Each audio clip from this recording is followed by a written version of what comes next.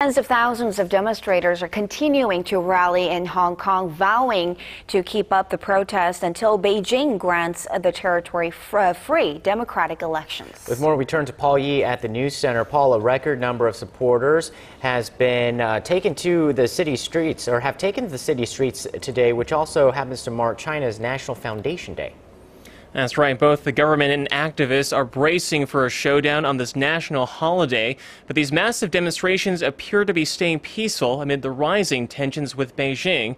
And in the latest developments, student protest leaders are warning that if Hong Kong's chief executive doesn't step down by Thursday, they will begin occupying key government buildings. Our Kim In-ji has the details. Pro-democracy demonstrations swelled in size on Wednesday with the start of National Day, which marks the founding of Communist China in 1949. Tens of thousands of people braved heavy rain and thunder overnight to continue what is being dubbed the Umbrella Revolution, an act of civil disobedience that authorities have called illegal. Hong Kong's chief executive rejected calls by student leaders to address the crowd, which he said must be immediately dismantled. The central government won't be swayed by illegal activities.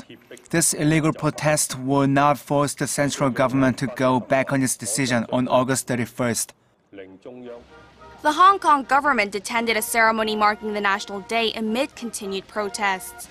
Demonstrators want Leung to step down as chief executive, and they want universal suffrage in Hong Kong's 2017 elections, with Beijing abandoning plans to vet candidates for the top government post.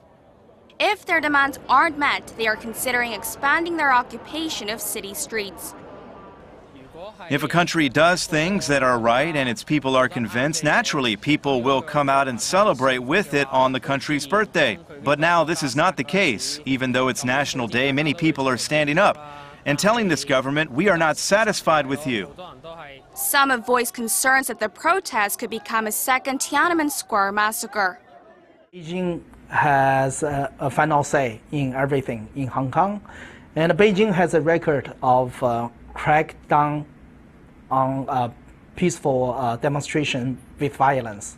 So given China's record, we have no trust at all. And I think the worst thing that would happen is a second Tiananmen massacre. The large-scale demonstrations, which began over the weekend, are the worst since China resumed control of Hong Kong from Britain in 1997. Kim In-ji, Arirang News.